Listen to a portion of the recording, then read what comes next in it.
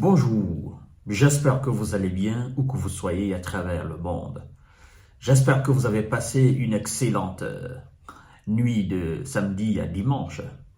Le président nigérien, le général de brigade Abdourahmane Tiani. Monsieur Abdourahmane Tiani, son excellence, a formellement et ouvertement accusé dans une interview longue, je crois bien avec le média national nigérien, la France. C'est une accusation formelle. Nous l'avons d'ailleurs entendu, cette accusation pareille, dans un passé récent, à travers les explications de son Excellence Mohamed Lamine Zeyn, le Premier ministre du gouvernement nigérien. On se dit, bon, lui c'est le Premier ministre, il n'est pas militaire.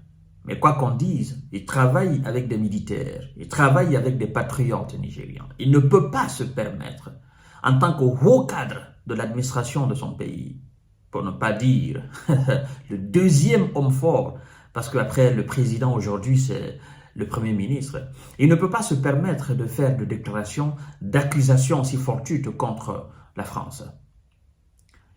Le temps est passé. Le général de brigade, Abdourahmane Tiani, a ouvertement, mais d'une façon explicite, détaillé comment la France travaille à déstabiliser le Niger. Il a donné tellement de précisions avec des dates qu'il est quasiment impossible, mesdames et messieurs, de nier réellement l'exactitude de ce qu'il donne comme information et de ce qu'il donne comme accusation. Alors, je m'en vais vous dire quelque chose. Vous savez, c'est le président du Niger. C'est pas un directeur général, c'est pas un secrétaire général. De surcroît, c'est un général de brigade, général de l'armée. Donc, il est d'abord militaire avant d'être président. Il a gravi les échelons de l'armée jusqu'à être au niveau le plus haut de l'armée aujourd'hui, en termes de grade général. Et ce n'est pas un général sur papier seulement. Quand je dis papier, ce n'est pas un général qui s'est contenté seulement de faire des formations. Non, c'est un général théorique, mais aussi un général pratique. Je dois vous dire que le général Abdourahmane Tiani a coordonné des opérations de lutte contre les terroristes. Ce n'est pas un enfant de l'armée nigérienne, ce n'est pas un enfant de l'armée de la sous-région, ce n'est pas un enfant de l'armée africaine. Le général Abdourahmane Tiani, il a non seulement un service de renseignement militaire, service aussi de renseignement civil. Le général Abdourahmane Tiani sait exactement ce qui se passe dans la sous-région, c'est exactement ce qui se passe dans toute l'Afrique. Je vous parle d'un général, je ne vous parle pas d'un président civil, je vous parle d'un général de l'armée. Donc, il y a d'abord un renseignement militaire. On fait le compte rendu au patron de l'armée. Vous comprenez? En temps normal, quand il y a un civil au pouvoir, il y a un renseignement militaire qui est différent du renseignement civil. Mais parfois, les renseignements militaires et les renseignements civils, parfois, voilà, il y a des rencontres entre ces deux renseignements-là. Parce que vous n'êtes pas sans savoir qu'il y a des actes qui sont, il y a des personnes qui sont parfois dans des actes malsains, vous comprenez, dans le civil, mais qui traitent avec des militaires étrangers, qui traitent avec des forces, voilà, les forces de défense et de sécurité des puissances étrangères. Et donc, les renseignements civils et les renseignements militaires, parfois, voilà, se travaillent dans l'intérêt du peuple. Et donc, le général Abdourahmane Tiani, les précisions qu'il a données hier, de la manière dont la DGSE, la Direction Générale de Sécurité Extérieure française, a été chassée du Niger et de la manière dont ils ont été repositionnés au Bénin. Il va d'ailleurs plus loin pour dire, lorsque nous les avons chassés du Niger, nous les avons dit, ne passez pas par le Bénin. Parce que nous savons exactement en passant par là ce qui allait se passer. Ils donnent les villages, ils donnent les aérodromes, ils donnent les aéroports, ils donnent les kilomètres. Mais cette précision, sincèrement, il faut être un homme du milieu. Et je crois que même les autorités françaises auront du mal à démentir. Parce que le général Abdourahmane Tiani, il est convaincu et il sait. Il va plus loin pour dire, nous avons des preuves palpables sur la main.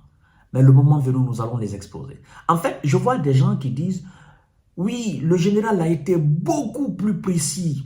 Il a été beaucoup plus précis. Mais pour étayer toute cette précision, toute haute précision, nous voulions qu'il expose des preuves. Vous ne comprenez pas. Ça ne se passe pas comme ça. Non, ça ne se passe pas comme ça. Vous savez que la France, après avoir entendu ce que le général Abdourahmane Tiani a dégagé comme accusation, la France est à mesure de se préparer. Et donc, quand le général expose ces preuves-là maintenant, ben, ça fera, ces preuves se retourneront contre le Niger, contre le général lui-même. Et donc, quand il dit, le moment venu, nous allons exposer les preuves, attendez le moment venu. Parce qu'il y aura des actions de la part de la France. Et action contre action, le moment sera là où les preuves seront étayées devant le monde entier. Le capitaine Ibrahima Traoré a dit la même chose. J'ai vu aussi des gens se précipiter. Oh non, nous voulons des preuves. Les preuves seront là, vous allez voir les preuves. Mais attendez le moment venu. Le moment venu, tout le monde aura des preuves, mesdames et messieurs. La France a repositionné des agents de la DGSE au Bénin et au Nigeria, a affirmé le général nigérien Abdourahmane Tiani. Donc, dans cette volonté maladive de déstabiliser le Niger, s'est propagé à travers le repositionnement de tous les agents de la DGSE. DGSE, c'est la Direction Générale de la Sécurité Extérieure de la France, que nous avons chassés de notre territoire. Ils sont repositionnés au Bénin.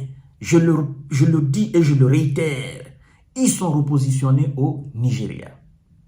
Selon lui, selon le général naturellement, voilà, ces groupes d'agents subversifs évoluent en tenue civile et avec des éléments de forces armées béninoises eux-mêmes en tenue civile. Je dis, je vous parle d'un militaire, je vous parle d'un expert, je vous parle d'un général qui a reçu des formations, des véritables formations, qui sont sortis de hautes écoles militaires même, qui a été formé par les Français eux-mêmes, qui a été formé par les Américains. Donc ce n'est pas un général sur papier, mesdames et messieurs. Il ne peut pas se permettre de faire des accusations fortuites comme ça. Vous imaginez, des agents, ces groupes de la DGSE évoluent en tenue civile avec des patrons aussi, n'est-ce pas, de l'armée, des agents, n'est-ce pas, béninois qui évoluent aussi en tenue civile. Alors, cette volonté de déstabiliser les Nigériens doivent le comprendre, est réelle. Il n'y a rien d'imaginaire. La France n'hésitera pas, à travers, en tout cas, les autorités actuelles, à passer à l'acte dès que les Nigériens auront baissé la garde, a-t-il affirmé, ajoutant que toutes les preuves seront présentées au moment opportun. Mesdames et messieurs. Alors, dans ce cadre de figure, comment pouvez-vous maintenant imaginer que le Niger puisse rouvrir ses frontières sur le Bénin? Comment pouvez-vous imaginer que le Niger puisse, ou les États de l'AES puissent avoir des relations étroites avec le Nigeria dans ce contexte de sécurité? où les autorités de l'AES ont des preuves palpables de l'existence des agents qui ont des esprits tordus. Mais est-ce qu'on a besoin, ceux qui posent même cette question-là, est-ce qu'on a besoin aujourd'hui de preuves? Je vous renvoie à une émission de LCI. La plupart d'entre vous suivent quand même LCI, ce média français. Je vous renvoie à une de ces émissions dans les années, je crois bien 2023, où on a vu clairement un agent français qui a été invité sur ce plateau et qui a dit: vu que notre ambassadeur Sylvain Ité n'est plus au Niger, vu que nos soldats ne sont plus au Niger, nous sommes maintenant aptes à monter des opérations de déstabilisation clandestine. Il a avoué clairement sur le plateau de LCI devant le monde entier. Parmi vous, il y en a qui ont entendu, parmi vous, il y en a qui l'ont vu. Je crois d'ailleurs que c'est un officier de renseignement, quelque chose comme ça là. Il a dit clairement que vu que l'ambassadeur français Sylvain Ité n'est plus au Niger, vu que les soldats français ne sont plus au Niger, qu'ils sont maintenant aptes à monter des opérations de déstabilisation clandestine contre le Niger.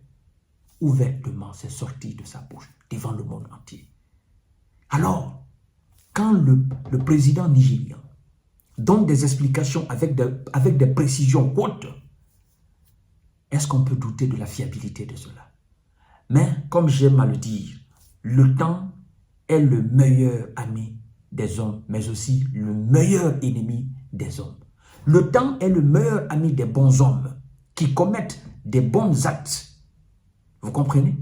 Qui font du bien dans la vie. Le temps les récompensera toujours. Mais le temps aussi est le meilleur ennemi des mauvais hommes qui sont animés d'esprits tordus, d'esprits malsains, qui pensent qu'ils sont plus malins que tout le monde entier et qui pensent qu'ils ont le pouvoir, le power de faire des gens ce qu'ils veulent. Le temps jugera. N'est-ce pas le temps à juger après Patrice Lumumba? N'est-ce pas le temps à juger après Thomas Sankara? N'est-ce pas le temps à juger après Ahmed Sékou Touré? N'est-ce pas le temps à juger même devant le monde entier dans le cadre, n'est-ce pas, de l'apartheid de Nelson Mandela? Le temps jugera toujours et le moment venu, les preuves seront étalées devant le monde entier. À tout à l'heure. Partagez cette émission dans tous les groupes possibles. Continuez à vous abonner sur ma chaîne YouTube Kantiji Visionnaire le vrai. Mais aussi abonnez-vous sur ma page Facebook Infomonde. Partagez la vidéo dans tous les groupes possibles.